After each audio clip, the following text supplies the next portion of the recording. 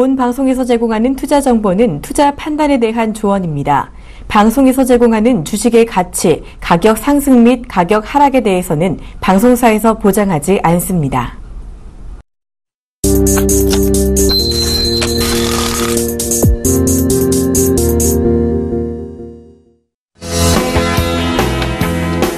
시청자 여러분 반갑습니다. 퍼즐 이론을 통해서 여러분들에게 좋은 정보를 드리고 있는 서울경제TV의 황민영 멘토입니다.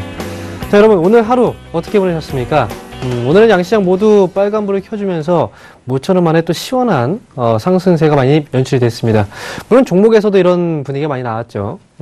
지금 시청자분들은 지금 대형주보다는 주로 이제 중소형주, 코스닥 종목들에 주로 접근하시기 때문에 오늘 같은 장에서 오늘 같은 시장이 어찌 보면은 가장 좋은 시장의 흐름이 아니었을까라는 생각이 또 드는 하루였던 것 같습니다.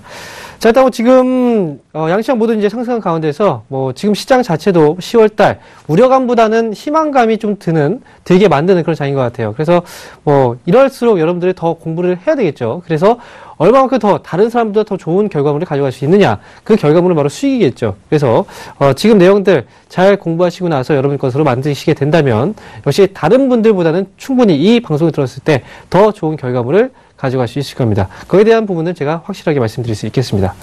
자, 그러면 오늘은 이제 퍼즐 이론 총 7강째예요. 벌써 7주가 지났습니다. 이제 6강에 대한 부분들 간단하게 앞에 설명을 드리고요. 그리고 7강 본격적으로 진행을 할 텐데요.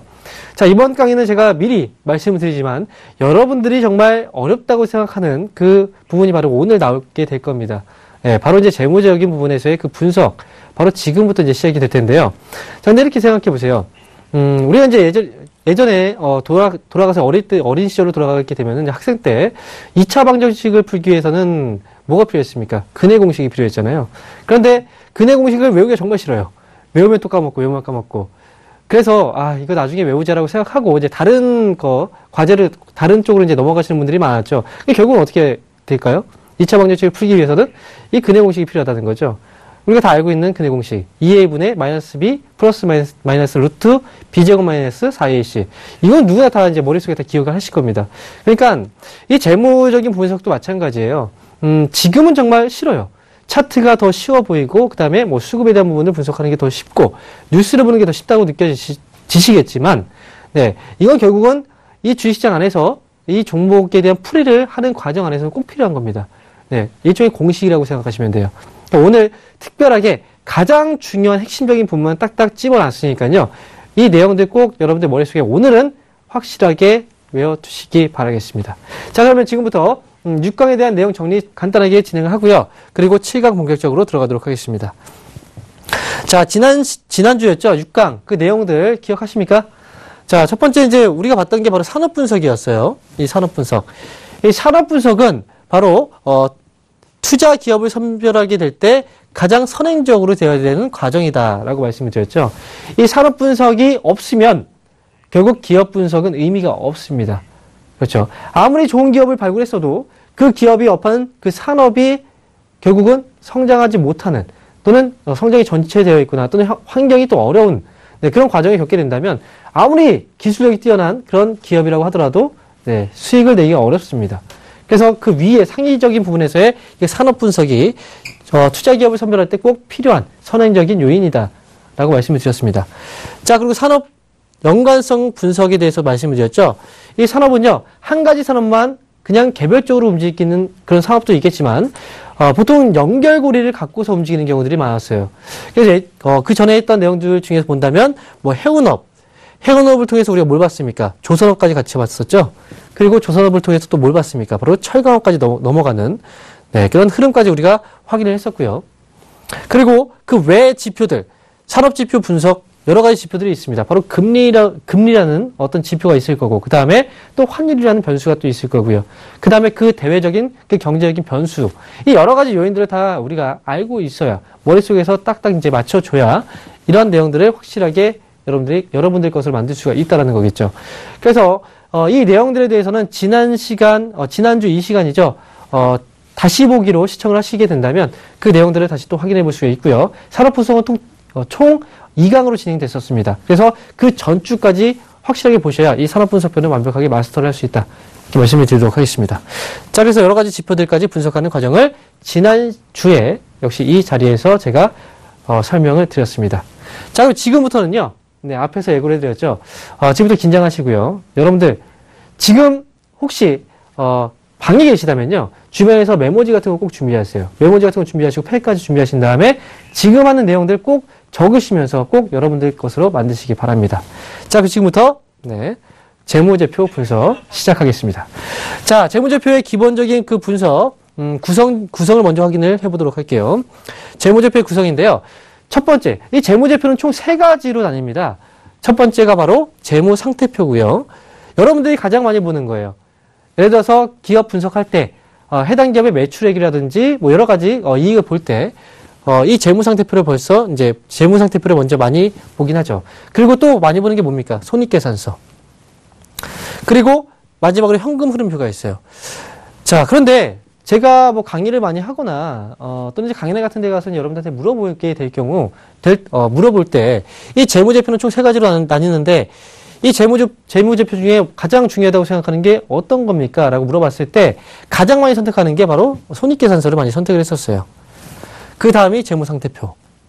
마지막이 그 다음에 현금 흐름표였습니다. 순위를 본다면 1, 2, 3번이겠죠. 자, 그런데 말이죠. 여러분들 잘못 생각하고 계신 겁니다. 가장 중요한 건 현금 흐름표예요. 현금 흐름표는요. 이 나머지가 별표 하나라면 현금 흐름표는 별표가 한 5개 정도 됩니다. 네. 여러분들이 그냥 간과했던 그 내용들인데 지금 보시면 지금 오늘 이 자리에서 현금 흐름표를 완벽하게 분석을 하는 방법을 말씀을 드릴 테니까 끝까지 잘 들으시기 바랍니다. 자, 기본적으로 재무상태표하고 손익계산서, 현금 흐름표는 이 재무제표의 가장 기본적인 구성 요소, 3가지 요소다라는 거. 그리고 재무상태표는 결산일 현재의 재무상태를 의미한다라는 거. 그리고 손익계산서는 회계기간 동안의 경영 실적을 말해준다. 그걸 확인할 수 있다는 거죠. 자, 그리고 현금 흐름표는 회계기간 동안의 현금 증감 내역을 확인할 수 있는 게 바로 현금 흐름표다. 라는 거 꼭 기억을 하시면 됩니다. 자, 우리가 현금을요, 사실 이제 돈이라는 그 표현을 쓸 때 경제적인 부분에서는 같이 연결고리를 지어서 돈을 우리가 표현할 때 어떻게 얘기합니까? 우리 몸으로 비교했을 때는 혈액과 같다고 얘기를 하죠. 기업도 마찬가지예요. 그 혈액이 어떤 과정을 어떤 부분으로 지나가는지가 중요한 거예요. 그래서 이 현금 흐름표가 그만큼 기업의 내용을 분석할 때 중요하다는 거 꼭 잊지 마시기 바랍니다. 자, 그럼 지금 하나하나 지금부터 재무상태표를 보고 그 다음에 손익계산서를 보고 현금 흐름표를 분석을 해드릴게요. 자, 기본적으로 뭐 재무상태표는 재무의 안정성을 말해준다. 그리고 손익계산서를 통해서는 우리가 수익성을 확인할 수 있다. 그리고 현금 흐름표를 통해서 현금 흐름을 확인할 수 있다. 이건 뭐 이름에서 나옵니다. 자, 그럼 넘어가도록 하겠습니다. 자, 먼저 재무상태표에 대해서 우리가 확인을 하고 가도록 하겠습니다. 자, 재무상태표는요, 이 자산이라는 개념이 있고요. 또 부채라는 개념이 있어요. 그래서 이 자산이라는 개념과 부채라는 개념 또 한 가지가 있습니다. 바로 자본이죠. 그죠? 이 개념들에 대해서 정리를 먼저 해드리도록 하겠습니다. 이 자산은요, 기업이 소유권을 가지고 지배를 하면서요, 미래에 여러 효익을 얻을 수 있는 자원을 바로 자산이라고 얘기합니다. 여러분들이 무슨 회계사 시험을 볼 것도 아니기 때문에 여기 외우실 필요 없어요. 그냥 이해를 하시면 됩니다. 이 내용은. 그래서 기업이 소유권을 가지고 지배를 하면서 미래의 효익이라는 건 뭡니까? 뭐 수익에 같은 비슷한 개념이겠죠. 그런 걸 얻기 위한 자원이라는 거예요. 자원. 그걸 얻기 위한 자원이다. 그죠? 자, 그리고 그 안에서는 뭐가 있습니까? 현금도 있고요. 토지도 있고, 건물도 있고, 기계장치, 뭐 비품, 매출 채권이라는 개념도 있습니다. 이 안에 포함되는 게 바로 자산이에요. 이 내용 다 외울 필요 없습니다. 말씀드렸죠? 네. 여러분들 이해만 하시면 됩니다. 자, 넘어가겠습니다. 자, 이어서 자산, 다음에 부채, 그리고 자본을 보도록 하겠습니다. 자, 부채는요, 기업이 경영 활동을 수행하는 과정에서 미래에 기업 외부의 권리자에게 현금이나 서비스를 지급해야 되는 의무를 가지고 있는 것이다. 이것도 역시 뭡니까? 네. 외우실 필요 없습니다. 이해를 하세요. 부채 뭡니까? 결국은 빌린 거예요, 빌린 거. 내 돈이 아닌 겁니다. 내 돈이 아닌 게 바로 부채인 거예요. 즉, 갚아야 되는 의무, 지급해야 되는 의무가 있는 걸 바로 부채라고 얘기를 합니다. 자, 여기에는 매입 채무라는 것도 있고요. 미지급 급여. 여러분들, 만약에 직장에서, 여러분들 사장이 회사원들을 관리하지 않습니까? 그죠? 직원들을 돈도 안 주고 부려먹으면 되겠습니까? 안 되겠죠. 그죠? 악동업주입니다. 만약에 한 달 동안 근무를 했으면 한 달 동안 노동에 대한 대가를 지불해줘야 돼요. 그죠? 근데 그 돈을 아직 지급하지 않은 거예요. 그래서 미지급된 급여다. 이것도 역시 회사의 입장에서 봤을 때는 돈이 나가야 되는 거겠죠? 이거 부채입니다. 이것도 일종의. 그리고 뭐 차입금, 역시 돈을 빌린 겁니다. 이것도 역시 부채에 해당이 되겠죠. 자, 그리고 자본입니다. 자본. 이 자본은요, 자산의 총액에서 부채의 총액을 차감한 잔액입니다. 자본, 즉 이제 이렇게 말씀드리면 돼요. 자산이 있고요. 이 자산에서 바로 부채, 빌린 돈을 뺍니다. 이 순수 갖고 있는, 보유하고 있는 그 자산 자체가 바로 자본인 거예요. 빌린 돈을 뺀 겁니다. 총 자산에서. 그게 바로 자본이다라는 거. 그래서 순수라는 표현을 썼죠. 제가 그래서 이 자본은 순자산, 순수한 자산이다라고도 말합니다. 이게 바로 자본의 개념이었어요. 그래서 앞에서 설명한 것처럼 자산, 그리고 부채, 그리고 자본. 이 세 가지 개념만 잘 정리를 해주세요. 자본은 말씀드렸죠. 자산에서 부채를 차감한 게 바로 자본이다. 그래서 자본은 순수한 자산이라고도 얘기를 한다. 그래서 순자산이라고 표현을 하기도 한다라는 거. 자, 넘어가도록 하겠습니다. 자, 다음엔 손익계산서입니다. 손익계산서. 이 손익계산서는요, 여러 가지 그 항목들이 있어요. 지금 먼저 수익이라는 개념을 먼저 보도록 할게요. 자, 수익의 개념에서 본다면 이 기업이 수익이란 영업활동을 수행해서 번 돈이에요. 번 돈. 그죠? 예를 들어서 제가 이 펜을 파는 사람이라고 생각해 보세요. 이 펜을 여러분들 1,000원에 팔았습니다. 그죠? 그럼 저는 1,000원을 받았어요. 이 펜을 팔고 나서 번 돈이 바로 뭡니까? 수익입니다. 네, 그렇게 이해하시면 돼요. 기업이 영업활동. 저는 펜을 파는 사람이기 때문에 펜 파는 게 바로 영업활동이겠죠? 펜을 팔아서 돈을 받았다. 그 돈이 바로 수익에 잡힙니다. 그래서 그게 바로 수익의 개념이다라는 거. 여기에는 이제 매출도 있고요. 뭐 임대료, 뭐 용역 수수료, 이자 수익, 여러 가지의 그 수익적인 개념이 있겠죠. 자, 그리고 비용적인 부분에서 우리가 또 확인해 보도록 하죠. 비용이란 기업이 영업활동을 통해서 수익을 창출해내는 과정에서 소비, 지출한 원가를 의미한다라는 겁니다. 자, 이렇게 또 생각을 또 해보죠. 중고차 가게, 되게 어려운 개념일 수 있는데, 이 중고차 가게 있죠, 중고차. 중고차를 판매하는, 사람의 입장에서 우리가 한번 생각을 해봅시다. 자, 중고차를 들여왔어요. 그죠? 들여오고 나서, 판매를 하는데, 예를 들어서 비싼 거 한 5천만 원 정도에 들여와서 한 6천만 원 정도에 팔았습니다. 그죠? 순수하게 계산해 본다면 이 사람의 수익은 바로 얼마가 됩니까? 이 차감한 금액이 바로 1,000만 원이 됩니다. 1,000만 원. 이만큼 돈을 번 거죠. 하지만 이 자동차 어디에 놓겠습니까? 우리나라 땅이 좁아요. 그래서 어느 지역에 그냥 무료로 주차할 수가 없습니다. 이 주차 공간을 확보해 놔야 되고 이 주차한 기간 동안에 돈을 지불해야 돼요. 그에 대한 비용이 얼마 들었다? 한 500만 원이 들었습니다. 그럼 이 사람의 순수익은 얼마다? 바로 500만 원이 되겠죠. 그죠? 그래서 비용이라는 건 그만큼 주차를 하는데 들어간 돈, 이 금액이 바로 비용에 해당되겠죠. 그래서 기업이 영업활동을 통해서 수익을 창출하는 과정에서 소비, 지출한 원가를 의미한다. 또 다른 개념을 말씀드릴까요? 제가 이 펜을 파는데, 펜을 1,000원에 팔아야 돼요. 그래서 제가 펜을 팔려고 이제 돌아다니다가 너무 배고파갖고 뭘 했습니까? 빵을 하나 사 먹었습니다. 500원짜리 빵을. 네. 그러면 얼마의 비용이, 이 펜을 팔았다고 생각해 보세요. 저는 1,000원을 받았지만 그만큼 500원을 지출했어요. 이 펜을 팔기 위해서. 그러면 그만큼 수익이 500원이 잡히는 거고, 비용은 빵을 사 먹었으니까 바로 500원이 비용이 되겠죠. 이런 개념인 거예요. 어떤 제품, 활동을 위해서 수익을 창출하는 과정에서 발생된 비용. 그게 바로 비용이다. 급여, 사무실 임차료, 이자 비용. 회사를 꾸려나가는데 역시 급여를 지급해야 되겠죠. 이것도 비용이고요. 그 다음에 사무실을 공짜로 대줍니까? 아니죠. 그죠? 사무실 임차료도 역시 비용입니다. 기업 경영을 하는데 비용이 됩니다. 그리고 이자도 역시 비용입니다. 자, 이렇게 보시면 되겠습니다. 자, 다음 화면. 자, 손익계산서의 그 세 가지 이익에 대해서 지금부터 이제 말씀을 드릴 거예요. 사실 이 강의에서 중요한 건요, 지금 이제 손익계산서도 있고, 앞에서 재무상태표도 봤습니다. 그런데 모든 그 항목들이 다 중요한 게 아니에요.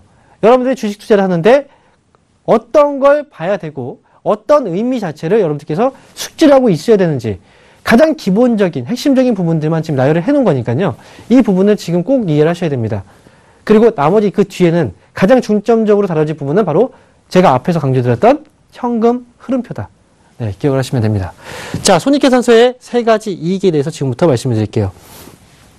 자, 첫 번째는요, 매출 총이익입니다. 매출 총이익이란 매출액에서 매출 원가를 차감한 이익으로 제품이나 상품을 팔아서 벌어들인 이익을 말한다. 이게 매출 총이익이에요. 매출액이라는 건 단순하게 우리가 5억짜리 제품을 판매했습니다. 그죠? 판매했어요. 들어간 비용을 아예 계산 안 하는 거예요. 그냥 5억 자체를 매출로 인식하는 겁니다. 이게 매출 총이익이에요.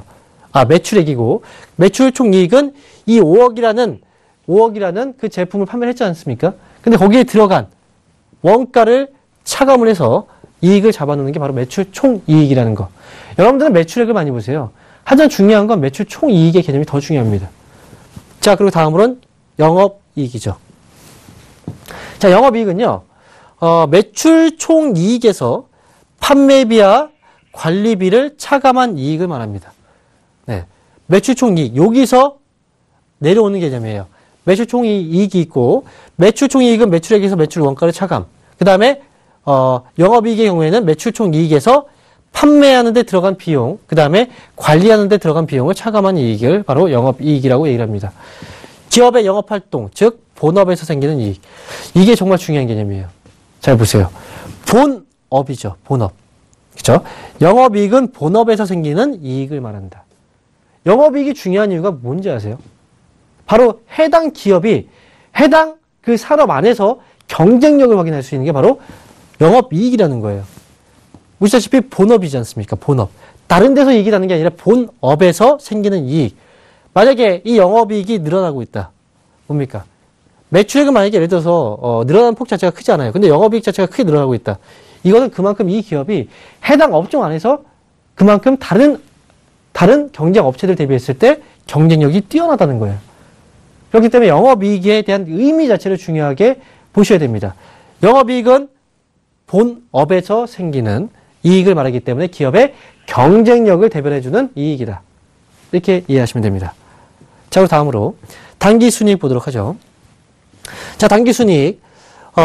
이 개념 역시도 중요합니다. 자, 단기순이익은요, 법인세 차감 전 순이익에서 법인세 비용을 차감한 금액이다. 이거는 그냥 보시면, 그냥 잊으시면 돼요. 그냥, 저런 거구나. 끄덕끄덕 거리시면 되고요. 자, 주주의 입장에서 볼 때, 지금부터 중요해요. 단기순이익이야말로 배당이나 주주에게 돌아갈 몫을 나타내는 최종 이익을 말한다. 이 단기순이익은요, 말 그대로 모든 비용을 다 지출하고 나서 나머지 기업이 순수하게 가져가는 돈을 바로 단기순이익이라고 얘기를 합니다. 그만큼 기업에 돌아가는 몫이 순수하게 돌아가는 몫 자체가 커지면 그만큼 이 금액은 어떻게 될까요? 내부적으로 보유하고 있는 그런 보유도 하겠지만 그만큼 순이익 자체가 커지면 커질수록 이 부분에서 발생되는 어떤 주주들에게 환원할 수 있는 그 정책들이 나오게 된다는 거죠. 이 정책들은 뭐가 있습니까? 이 배당도 될 수 있고요. 그렇죠? 이런 식으로 배당을 또 현금으로 할 수도 있고 또 주식으로 할 수도 있죠. 이런 식으로 주주들에게 몫을 분배해 줍니다. 근데 그 몫을 분배하는 기준 자체가 뭐다? 바로 단기순이익이다. 그럼 당연히 우리는 투자자 입장에서 봤을 때 뭘 가장 중심으로 봐야 됩니까? 뭘 가장 중요하게 봐야 됩니까? 바로 이 단기순이익. 주주의 가치를 극대화시킬 수 있는 어떤 정책이 나올 수 있는 건 바로 이 순이익에서 결정이 되기 때문에 이런 부분을 여러분들께서 꼭 보셔야 된다는 거죠. 그러니까 이익에 대한 개념 말씀드렸죠.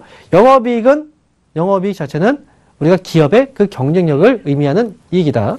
그리고 순이익은 실질적으로 여러분들은 주주예요. 주식을 샀으면. 이 주주의 입장에서 어떻게 돌아갈 몫을 나타내는 최종적인 이익이 되기 때문에 여러분들은 단기순이익을 조금 더 관심 있게 보실 필요가 있겠다. 이렇게 말씀을 드리겠습니다. 자, 예제 한번 보도록 하겠습니다. 예제. 정말 간단한 예제예요. 여러분들이 지금 이 개념을 이해하셨다면 충분히 풀 수가 있습니다. 자, 10,000원짜리 신발을 10개 만약에 팔았다고 가정을 해보세요. 10,000원짜리 신발을 10개 팔았습니다.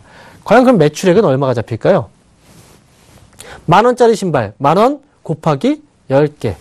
이렇게 하면 얼마죠? 10만 원입니다. 이게 바로 매출액이에요. 그런데 신발을 10개 만드는데 원가가 얼마 들었습니까? 2만 원이 들어갔어요. 원가가. 그리고 매장에서 판매를 위해서 들어간 관리 비용 있죠? 이 비용 자체가 10,000원 정도 들어갔다고 가정을 해보세요. 그러면 영업이익은 어떻게 됐을까요? 영업이익은 매출액은 10만 원입니다. 이 10만 원에서 이 제품을 판매하기 위해서 들어간 비용이 있죠. 원가가 2만 원. 그럼 2만 원 차감해야 되겠죠? 그리고 10,000원이 매장에서 들어간 비용이 있습니다. 그럼 10,000원을 더해서 총 3만 원을 10만 원에서 차감을 해주면 영업이익은 얼마가 된다? 바로 7만 원이 되는 겁니다. 이런 개념인 거예요. 만약에 뭐 기업의 원가가 상승하거나 원가가 상승한다. 그러면 이 비용 자체가 더 늘어나는 거겠죠. 그죠? 그리고 판매비와 관리비가 만약에 상승한다.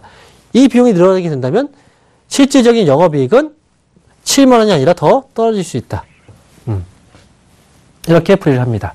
이 문장 하나로, 예제 하나로 사실 여러분들은 뭘 알았습니까? 이익에 대한 부분 다 안 거예요. 매출액이 뭔지. 그 다음에 영업이익이 뭔지. 그리고 당기순이익은 제가 말씀드렸죠. 주주의 입장에서 보셔야 되는 이익.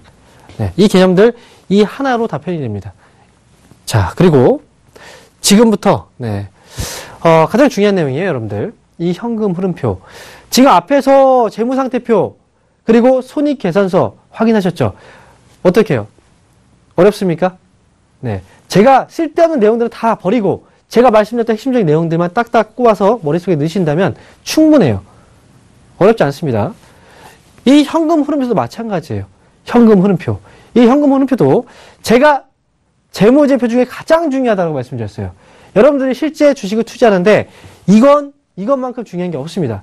그러니까 현금 흐름표도 분명히 중요한데 앞에서 봤던 것처럼 재무상태표, 그 다음에 손익계산서 어렵지 않았죠? 마찬가지예요. 현금 흐름표도 이 시간에 확실하게 여러분들이 머릿속에 넣어가세요. 결코 어렵지 않습니다. 자, 현금 흐름표는요, 일정 기간 동안 현금이 어떤 이유로 들어오고 나갔는가를 의미하는 게 바로 현금 흐름표다. 다시 한번 말씀드리죠. 일정 기간 동안 현금이 어떤 이유 들어오고 나갔는가. 이 의미하는 게 바로 현금 흐름표라는 거예요. 자, 현금 흐름표에는요, 총 3가지 현금 흐름이 있습니다. 그 첫 번째가 바로 영업 현금 흐름이에요. 자, 보시죠. 영업 현금 흐름은요, 제품의 생산, 그리고 상품의 구매, 판매 활동으로 발생하는 현금의 유입과 출입입니다.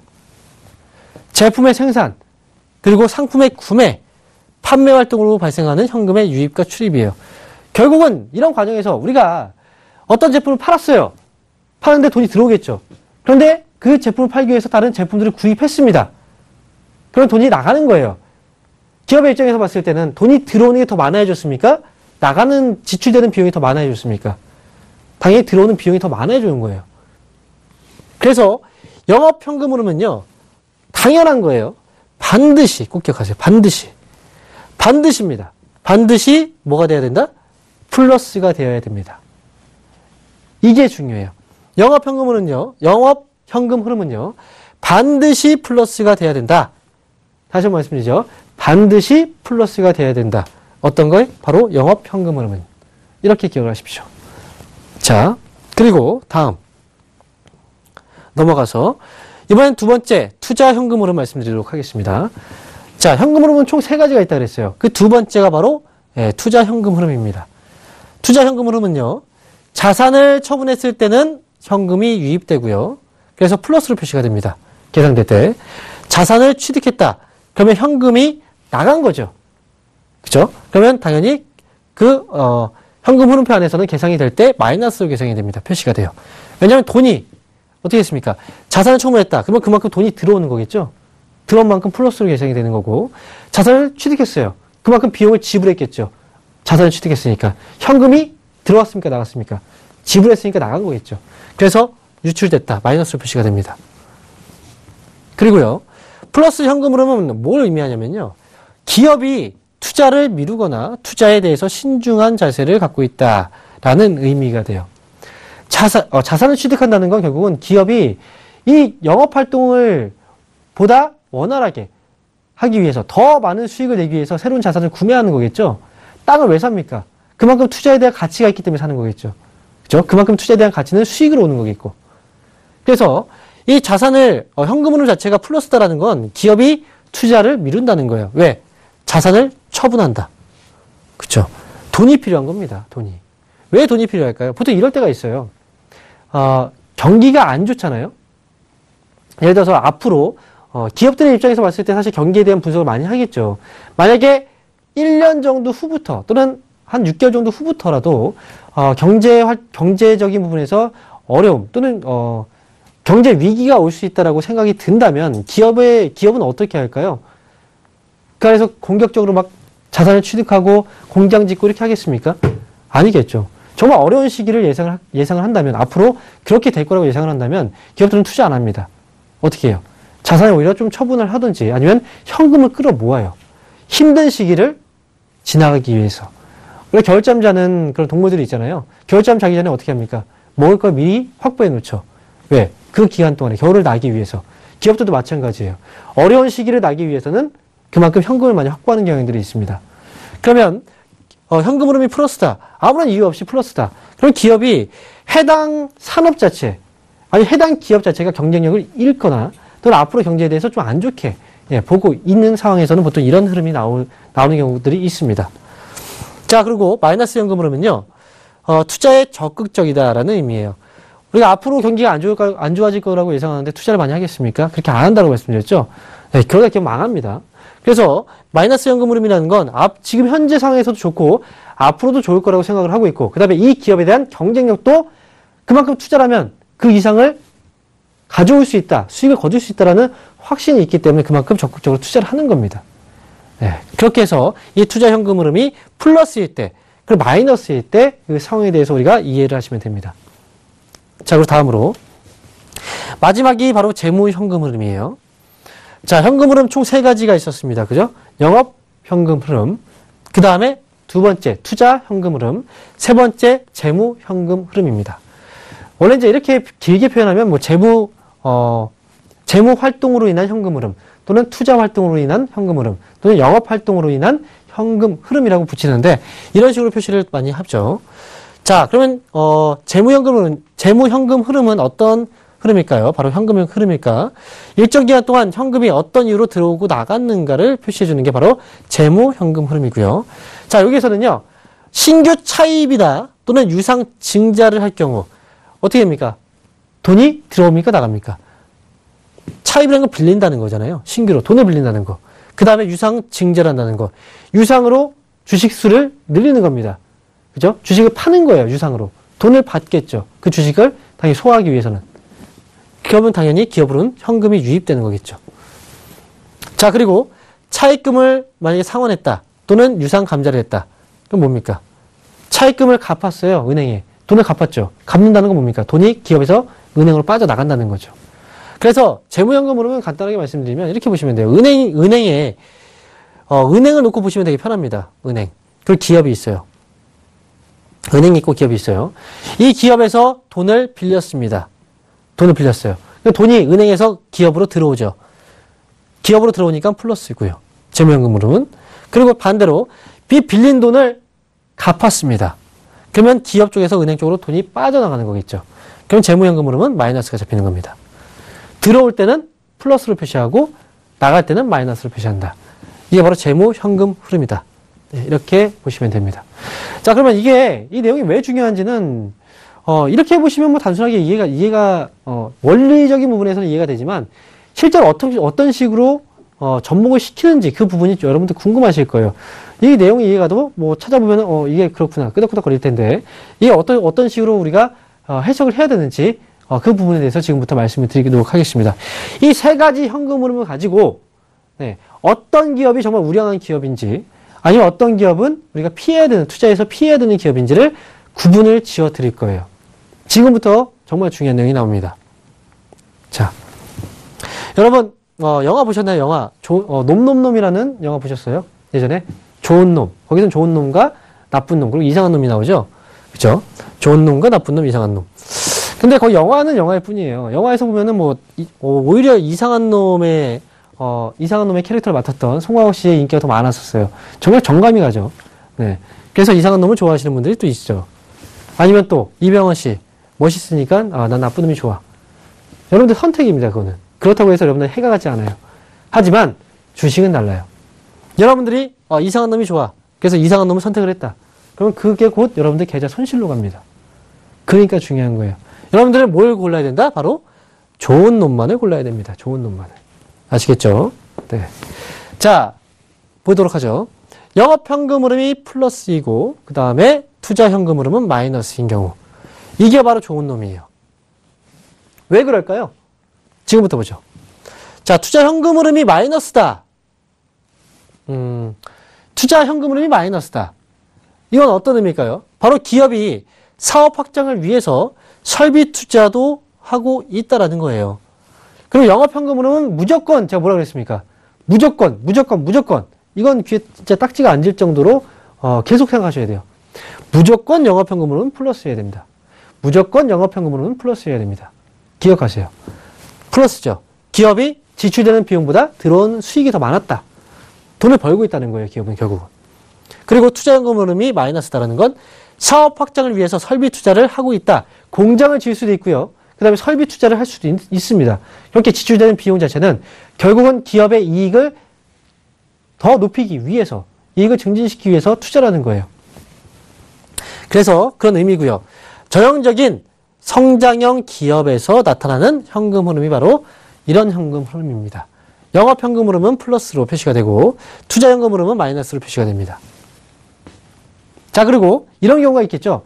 영업현금 흐름만으로 보유하고 있는 금액만으로 투자를 할 수가 없어요. 그런 경우 돈이 모자른 경우겠죠. 그러면 어디서? 바로 은행에서 대출을 받게 됩니다. 자, 마지막 개점 기억나시죠? 바로 전장입니다. 바로 지금 투자현금 흐름과 영업현금 흐름 나왔죠. 그 다음에 재무. 그죠? 재무 현금 흐름. 재무 활동으로 인한 현금 흐름. 거기서는 은행을 예를 들어서 말씀드렸습니다. 은행에서 대출을 받게 되면은 어떻게 된다? 재무 현금 흐름은 플러스가 된다. 은행에서 돈이 기업으로 들어오니까. 네. 이거 자체는 큰 의미는 없습니다. 해석하실 때. 여기서 이게 마이너스든 플러스든 상관이 없어요. 네. 플러스는 돈이 들어온 거고 마이너스는 그만큼 만약에 마이너스인 경우는 이런 경우겠죠. 영업현금 흐름을 통해서 돈이 많이 들어왔어요. 투자를 해도 그만큼 돈이 더 많이 남습니다. 그럼 기업은 그 돈, 빌린 돈을 갚는 데 사용하겠죠. 그러면 재무현금 흐름은 플러스가 아니라 마이너스 잡히는 거예요. 네. 그 역시 좋은 현금 흐름이 될 수 있다. 네. 플러스이든 마이너스든 상관이 없습니다. 이 경우에는요. 그래서 가장 좋은 현금 흐름을 바로 이런 현금 흐름이다. 영업현금 흐름은 플러스, 투자현금 흐름은 마이너스. 이런 경우. 자, 한번 적용을 한번 시켜보죠. 여러분 이제 손익계산서라든지 또는 재무상태표는 많이 보셨을 텐데 현금 흐름표는 많이 안 보셨을 거예요. 자, 지금 보시는 게 현금 흐름표거든요. 현금 흐름표. 색깔을 좀 바꿔보도록 하죠. 파란색으로 바꿔볼까? 네. 자, 보시면 뭐 2009년도부터 시작을 해서 2010년도, 2011년도, 12년도, 13년도까지 있죠. 예전에 제가 교육을 했던, 강의했던 그 자료를 제가 뽑아온 거예요. 보시면 맨 위에가 뭐가 있습니까? 영업활동으로 인한 현금 흐름이 있고요. 밑으로 쭉 내려다 보니까 뭐가 있습니까? 투자활동으로 인한 현금 흐름이 있고요. 또 내려오다 보니까 뭐가 있습니까? 재무활동으로 인한 현금 흐름. 여러분들은 현금 흐름을 딱 보면은 이 세 가지 항목만 딱딱 체크하시면 돼요. 이거 보는데 몇 초밖에 안 걸립니다. 자, 그러면 영업활동으로 인한 현금 흐름은 뭐가 돼야 된다 그랬죠? 플러스라고 했죠. 플러스. 무조건 플러스가 돼야 된다. 자, 보세요. 2009년도 플러스입니다. 10년도에도 플러스예요. 그리고 11년도에도 뭡니까? 플러스입니다. 2012년도에도 역시 플러스입니다. 2013년도 플러스입니다. 영업현금 흐름은 계속 플러스죠. 좋습니까? 나쁩니까? 바로 좋죠. 자, 그리고 투자. 이 기업이 돈은 벌고 있는데 과연 투자를 하고 있을까? 확인해 봤더니 투자를 하고 있네요. 열심히 적극적으로 투자를 하고 있습니다. 그렇죠? 단 한 번도 투자를 안 한 적이 없어요. 매년 열심히 번 만큼 투자를 하고 있어요. 자, 재무활동으로 인한 현금을 보시죠. 이거는 플러스이든 마이너스는 상관없습니다. 플러스라는 건 뭐예요? 돈을 은행에서 빌렸다는 거예요. 2009년도에 돈을 빌렸네요. 2010년도에는 돈을 어떻게 했습니까? 갚았습니다, 오히려. 그만큼 수익이 많이 났기 때문에. 그리고 그 다음에는요. 역시 돈을 갚았습니다. 그리고 또 그 다음에는요. 돈을 좀 빌렸네요. 투자를 하기 위해서. 투자 비용이 또 증가했죠, 여기 보시면. 자, 그리고 그 다음에는요. 역시 이 경우에는 돈을 갚았습니다. 이 현금 흐름 좋은 걸까요? 나쁜 걸까요? 말씀드렸죠. 영업 활동으로 인한 현금 흐름이 플러스이고 투자 활동으로 인한 현금 흐름이 마이너스다. 재무 활동으로 인한 현금 흐름은 플러스이든 마이너스든 개의치 않는다. 이게 가장 좋은 현금 흐름이다. 왜? 기업이 번만큼 새롭게 더 큰 수익을 얻기 위해서 투자를 하고 있다는 거예요. 그렇죠. 성장형 기업에서 보통 나타나는 그런 재무, 현금 흐름표다. 이렇게 기억을 하십시오. 자, 지금 보시면 이 기업이 어떤 기업이었냐면 바로 NC소프트라는 기업이었어요. 2013년도에 주가 흐름 어떻게 됐을까요? 이런 기업들의 경우에는요, 사이클을 타고 가요. 계속 타고 가면서 올라갑니다. NC소프트도 당시에 기던 흐름이 있었죠. 하지만 재무 상태가 워낙 우량했고요. 그리고 그만큼 투자를 하면서 결과물을 뽑아내고 있으니까 주가 결국은 어떻게 되고 있습니까? 계속 올라갔죠. 이런 경우들. 여러분들이 돈을 묻어둬야 되겠다고 생각을 하신다고 하더라도 단순하게 차트가 지금 많이 떨어져서 바닥 신호가 잡혀서 이런 기업에 묻어두시는 게 아니고 이렇게 우량한 상태임에도 불구하고 주가가 어느 정도 조정을 받은 기업들. 묻어두면 분명히 거의 대부분의 종목들 다 수익을 줍니다. 그만큼 이게 확실한 지표가 돼요. 투자의 지표. 자, 그리고 다음으로 이번에는 나쁜 놈입니다. 좋은 놈을 봤으면 우리가 나쁜 놈도 우리가 알아야지 골라낼 거 아닙니까? 자, 지금부터 나쁜 놈에 대해서 말씀드리도록 하겠습니다. 나쁜 놈이라는 건 나쁜 현금 흐름 상태를 의미합니다. 오해하지 마세요. 자, 영업 현금 흐름은요, 뭐라 그랬습니까? 반드시 플러스여야 된다. 그런데 영업 현금 흐름이 어땠습니까? 마이너스네요. 딱 봐도 이 기업은 나쁜 현금 흐름을 갖고 있습니다. 즉 돈이 들어오는 것보다 나가는 비용이 더 많은 거예요. 자, 그리고 투자 현금 흐름은요, 어떻게 됐습니까? 플러스네요. 희한하죠? 희한하죠? 자, 이게 원래 바뀌어야 되지 않습니까? 이게 플러스여야 되고 투자가 마이너스여야 돼요. 근데 바뀐 거예요, 이게. 반대로. 자, 영업 현금 흐름이 마이너스다라는 건 어떤 의미냐?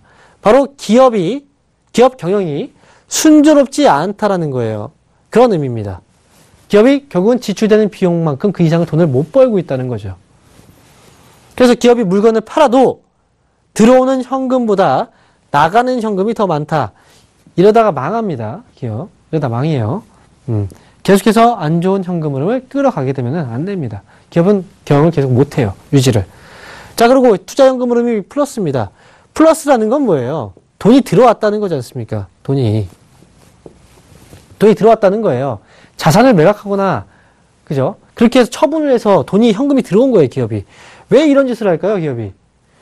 버는 게 없기 때문에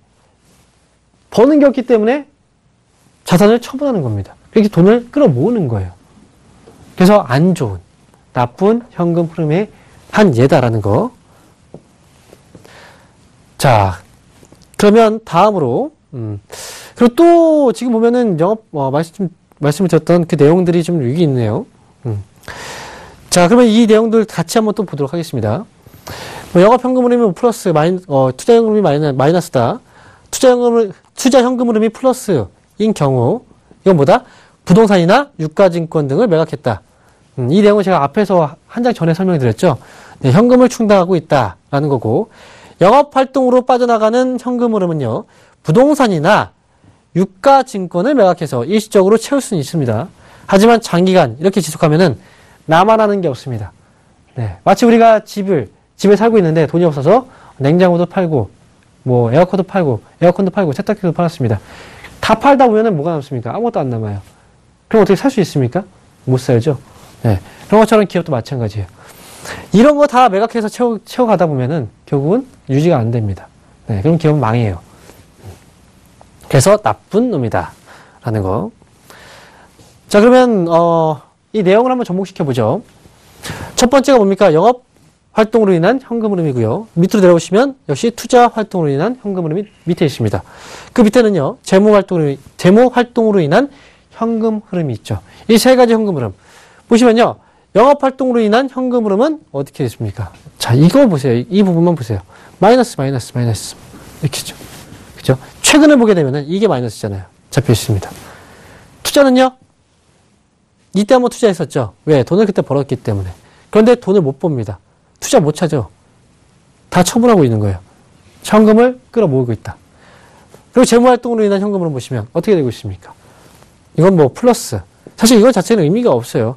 플러스라는 건 돈을 또 빌리고 있다는 거예요. 은행 같은 데서. 자, 이렇게 된 결과 기업은 주가는 어떻게 될까요? 단기적으로 어떠한 테마 때문에 한번 올라올 수 있어도 결국은 기업은 제자리로 찾아간다. 이러다 망할 수 있는 거예요, 사실. 이러다가 기업들이. 자, 그리고 다음. 이번엔 이상한 놈을 한번 보도록 하겠습니다. 이상한 놈. 자, 어떤 현금 흐름이 이상한 놈일까요? 첫 번째, 영업 현금 흐름이 마이너스인데요. 벌써부터 감이 오죠. 이건 분명히 플러스가 돼야 되는데 이거 마이너스예요. 아하, 처음부터 이상해요. 자, 그리고 두 번째, 투자 현금 흐름이 뭡니까? 마이너스입니다. 이상하죠? 뭐가 이상합니까? 돈은 못 버는데 투자를 하고 있어요, 이 기업이. 희한하네. 돈이 없는데 투자를 하고 있다. 영업 현금 흐름이 마이너스라는 건 기업의 경영 상태가 좋지 않다라는 거죠. 그리고 투자 현금 흐름이 마이너스라는 건요. 기업의 경영 환경이 좋지 않은 상태에서 무리하게 사업을 확장하고 있다. 돈을 못 법니다. 돈을 분명히 못 벌고 있는데 그냥 투자를 하고 있는 거예요. 이런 경우에는요. 부족한 자금을 조달하기 위해서 어떻게 한다? 대출을 받게 되고요. 무리한 사업 확장을 하게 되면 계속 이런 상황을 지속해 나갈 경우에는 부채가 늘어나게 되죠. 사실 이런 경우는 어떤 경우냐면 기업이 사활을 건 거예요. 지금 우리 기업이 너무 안 좋은데 이번 프로젝트를 성공하면은 진짜 달라질 거야. 하지만 막대한 비용이 소요가 돼. 그런데 이거 성공하면 대박이야. 하지만 실패하면 우리 기업은 망합니다. 이런 상황에서 할 수 있는 선택이겠죠. 사실 어떻게 보면은. 극단적으로 말씀을 드려본다면. 그럼 뭐 아니면 좋은 거예요. 사실. 그쵸? 이런 기업도 여러분들이 피해야 되는 기업 중에 하나다라는 거. 자, 지금 역시 이제 현금 흐름표 잠깐 보면서 말씀드릴게요. 첫 번째 뭡니까? 영업 활동으로 인한 현금 흐름이 제일 위에 있습니다. 자, 그리고 내려와서 투자 활동으로 인한 현금 흐름이 있습니다. 자, 내려와서 재무 활동으로 인한 현금 흐름이 있습니다. 이 밑에 개념은 그냥 무시하세요. 밑에 개념은 무시하시고 이 세 가지만 보세요. 영업 활동으로 인한 현금 흐름 보니까 어떻게 되고 있습니까? 이때까지는 괜찮았어요. 이때까지는. 그런데 그 이후에 어떻게 됐습니까? 힘들어요. 그죠? 힘듭니다. 그리고 내려와서 투자. 어떻게 되고 있습니까? 오히려 투자를 막 늘리고 있어요. 이거 장난이 아니죠. 그죠? 투자를 규모 자체가 정말 많이 늘어났어요. 이거. 재무 활동으로 인한 현금 흐름. 돈이 없는데 어떻게 합니까? 돈을 빌리겠죠. 막대한 돈을 계속해서 빌리고 있습니다. 그렇게 해서 유지를 해 나가고 있는 거예요. 투자를 그렇게 막대하게 하고 있는 겁니다. 이러다 보니까 기업의 주가는 올라갈 수 있습니까? 이러고 가는 거죠. 아시겠죠? 지금 세 번째, 뭘 봤습니까? 이상한 놈을 봤어요. 이상한 놈. 뭐가 이상합니까? 분명히 돈은 안 벌어요. 영업을 통해서 돈이 벌리는 게 없습니다. 마이너스예요. 그런데 투자를 어떻게 하고 있다? 투자를 하고 있다. 하니까 돈이 지출되죠? 마이너스입니다. 그건 한 가지 어떤 프로젝트에 사활을 걸거나 아니면 이게 아니면 안 된다. 뭐 아니면 도식으로 운영을 하는 경우 이런 경우들이 좀 있습니다. 그래서 여러분들도 주식 투자할 때 뭐 아니면 도 이렇게 투자합니까? 그렇게 투자 안 하시죠? 네, 그렇게 투자하시는 게 아니라면 역시 이런 현금 흐름을 갖고 있는 기업들은 투자하실 때 제외하시고 보시는 게 좋다라는 거겠죠. 자, 그리고 마지막으로 한 가지가 더 있어요. 이상한 놈이 많습니다, 요즘에. 이상한 놈 하나 더 보도록 하죠. 첫 번째, 영업 현금 흐름이 플러스인 경우, 그리고 투자 현금 흐름이 역시 플러스인 경우. 이런 경우 좀 이상합니다. 돈을 분명히 벌고 있어요. 돈을 벌고 있습니다. 그런데 투자 어떻게 되고 있습니까? 플러스에 안 하고 있어요, 투자를. 돈은 분명히 벌고 있는데 투자를 안 한다는 거예요.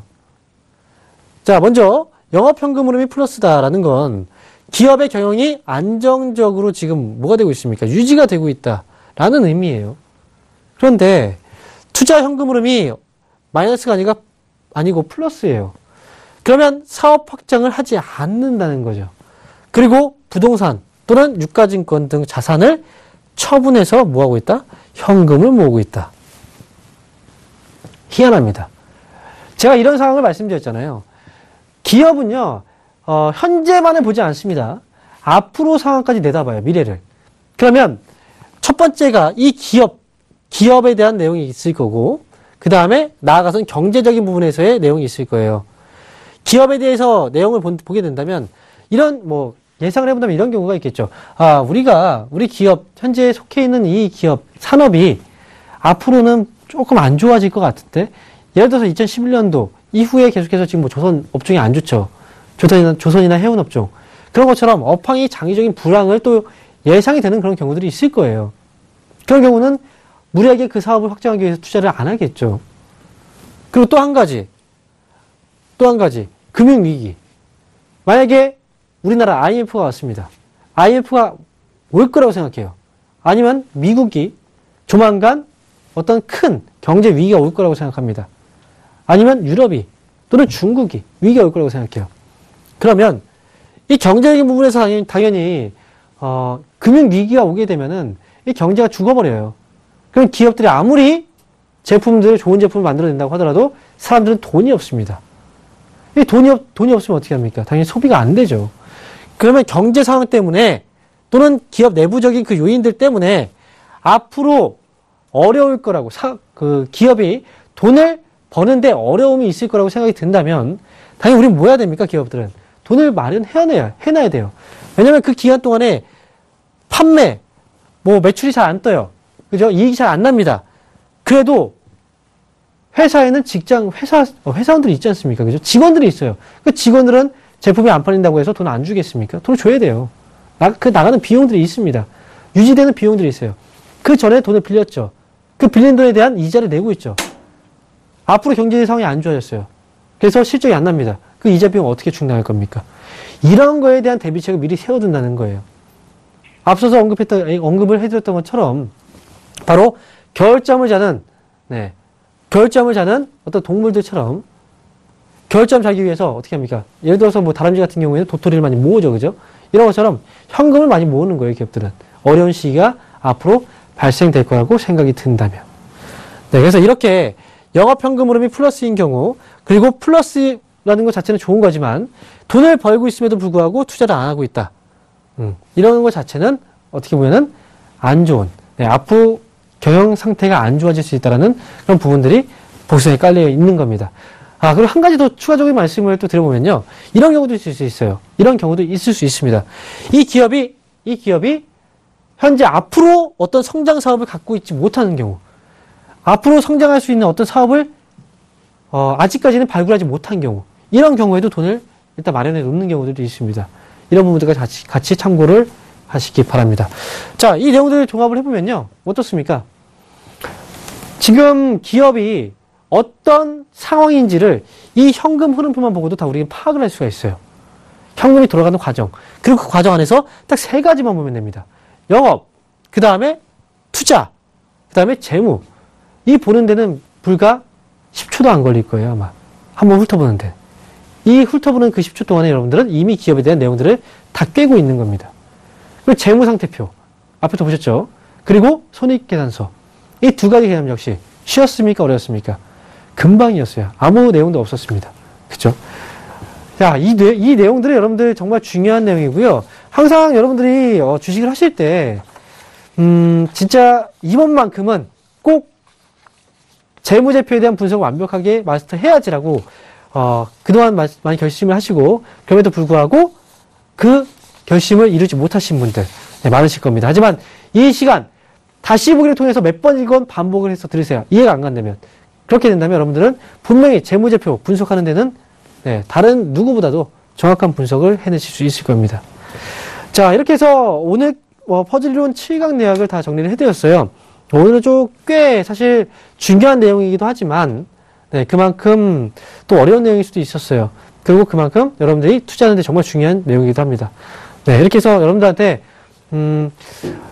좋은 그 내용들을 일단 다 확인을 시켜드렸고요. 이 내용들 꼭 투자하시는데 판단하시기 바랍니다. 자, 일단 7강 내용들 다 이해되셨습니까? 이해되셨다면 정말 다행인 것 같아요. 자, 일단 오늘 이 내용들에 대한 문의가 또 있으신 분들은요. 제가 월요일부터 목요일까지 장 마감 이후 3시부터 4시까지 1시간 동안 공개 방송을 진행하니까요.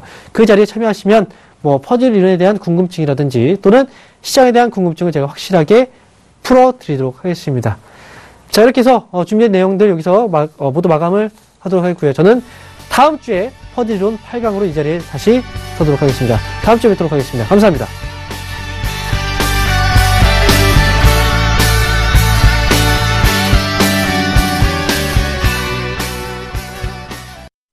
본 방송에서 제공하는 투자 정보는 투자 판단에 대한 조언입니다. 방송에서 제공하는 주식의 가치, 가격 상승 및 가격 하락에 대해서는 방송사에서 보장하지 않습니다.